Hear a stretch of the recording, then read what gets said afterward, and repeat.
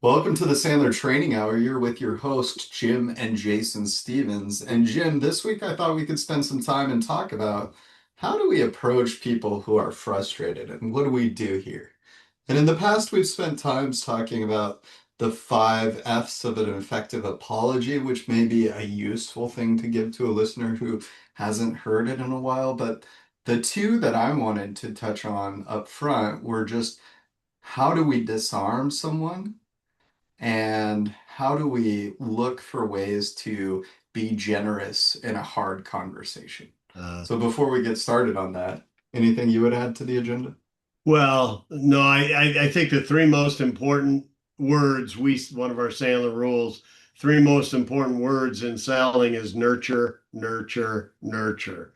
And disarming is all about being nurturing and empathetic. Because if people feel like yeah, I think the number one driver for most of us in life in general is to be seen, heard, or felt.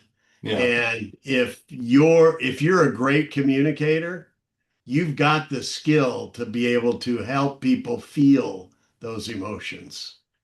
Well, and to the point of disarming, there's something that happens when someone says something that's irrational or even wrong to you. If you disagree explicitly with what they've said, it doesn't do anything except reinforce an other than position. So it validates in their mind that the thing that they brought up is true by virtue of the fact that you argued against it. So what is disarming? Disarming really reduces conflict and allows an other to stop being defensive because it's us looking for the truth in what they're saying. And to Jim's point, we do this through empathy, and that can be thought empathy or feeling empathy, but something like it sounds like you feel that we've been unfair during the process of following up on the contract. Is that what you're feeling? Yeah. Some level of acknowledging the truth in their situation is absolutely necessary because if you don't acknowledge some simple piece of someone else's framework, you've created a bifurcated engagement. There's no parallel path that's going to be useful. You're essentially saying, we're at a crossroads, and it's your choice to come to my side or my choice to go to your side, but there's no middle ground. Yeah, and recognizing that when someone's in a frame of mind where they are feeling a degree of offense, they are not open. They're after one thing, and that is vindication. Yeah. I have a flood of emotions, and I feel like my emotions are not only justified, but you are an accomplice in making me feel this. Yeah. Yeah. And so when you're coming from that place, it's not just a place of defensive, it's a place of attack and can be a place of vengeance. And so I think Yeah. the first thing that somebody who feels wrong needs is acknowledgement that their feelings are valid. Yeah. And what most of us do when we're in that pressure situation and somebody shares those negative emotions and feelings towards us, we move right into justify and defend because Yeah. we feel defensive. There's three natural responses that come from someone coming and attacking you. And it's you either blame, you defend, or you move to fix the problem immediately. Yeah.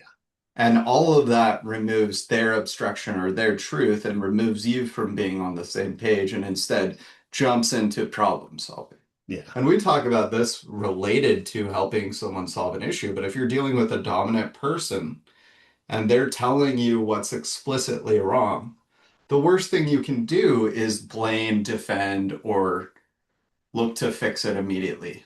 Yeah. Yeah. You have to first help them get over their emotions so that the because the outcome that we want is also that they're not emotionally triggered.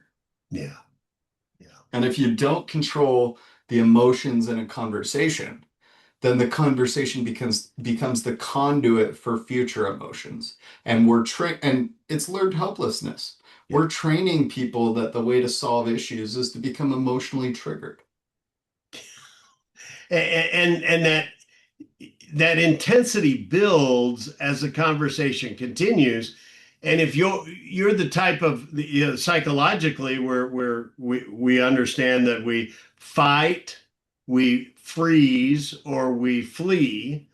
And depending on what your natural proclivity is, if you're a fighter, the fight escalates. Yeah. If you freeze, the fight creates a withdraw from the engagement, and uh, if you happen to be in the flee mode, you're going to seek to avoid it.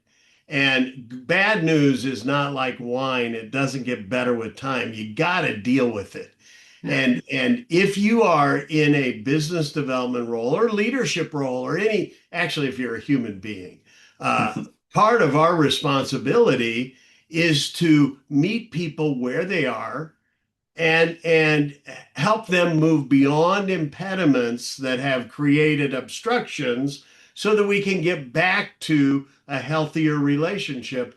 And I think many of us draw the conclusion that, oh, this is going to rupture the relationship and it'll never recover, as opposed to the doorway to intimacy is conflict. So this is actually an opportunity to flex the muscle of how do I be a trusted advisor and draw us all closer in relationship. Yeah, a lot of people default to thinking like I only want to have conflict with family or friends, but there is truth that the more you practice, the better you will be at something. And you can either practice getting good at fighting or practice getting good at resolving conflict. And so we're talking about that second piece, and it is a practiced habit. As Jim's painting the picture, the one of the easiest ways to get to intimacy in conflict is just to take a second during that conflict to find something genuinely positive to say to the other person, even in the heat of the disagreement, because it demonstrates your commitment to them and it softens the interaction and shows that you value them regardless of the situation. So the first thing is the disarming. We want to agree in principle to something that is truthful in what the other person's presenting. The easiest version of this, if you don't want to get overly complicated, is when someone brings to you an issue, ask yourself, should I have noticed this issue before they said it in front of me? Mm, In a lot of cases, that's the easiest place to take responsibility. Thank you for bringing this to my attention. You're absolutely right. I should have seen this coming. I bet that makes you feel like I'm not paying close enough attention to insert the thing that you brought to the table here. Is that true?